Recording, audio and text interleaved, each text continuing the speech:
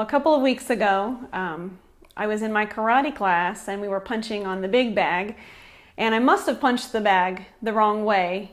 As I hurt my hand and I kept looking down, and 10 minutes went by, 15 minutes went by, and I kept getting this bump bigger and bigger, and there was a hematoma on my hand, and it was maybe about an inch high or so, and I took it easy from that time on, and after class I went up to one of our senseis and I was telling her that I had hurt my hand and I had this hematoma, and just asking her what I should do about it.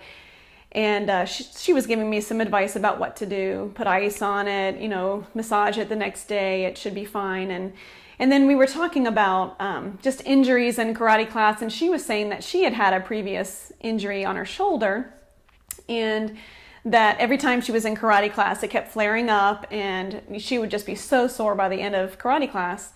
So we were just kind of joking around, and my husband was there, and Dathan Mullins and his son Jacob, they're also in the class, and they were standing around. We were all talking. We said, just on Sunday, this last Sunday, our pastor was talking about power ministry, and I think what we should do is after every karate class, when everybody's injured, we should have a time of prayer for those people to get healing for their karate injuries.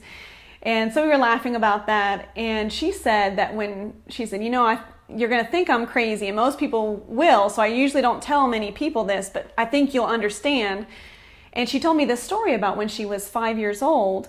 She was at a praise and worship service, and she was raising her hands and just worshiping, and it was at the end of the service, and she noticed that there were just pools of oil forming in her hands, and it just started dripping off her hands and down her arms. And the pastor noticed this little 5-year-old girl had this oil on her hands, and he started calling people up for her to lay hands on them and pray for healing.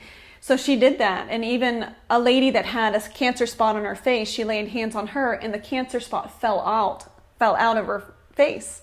And they just lined up, the people just lined up, and she was praying for them. And as she was telling us this, we were all just standing in amazement and thinking, wow, this is really increasing our faith.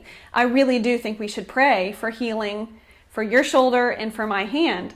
So all of us stood around, and she held my hand and she put it on her shoulder, and each one of us prayed. She prayed, Scott prayed, I prayed, Dathan prayed, and just for healing for both of us. And immediately after the prayer, I took my hand down, and the bump was flat against my hand. It still hurt. It wasn't completely healed, but the swelling had significantly gone down.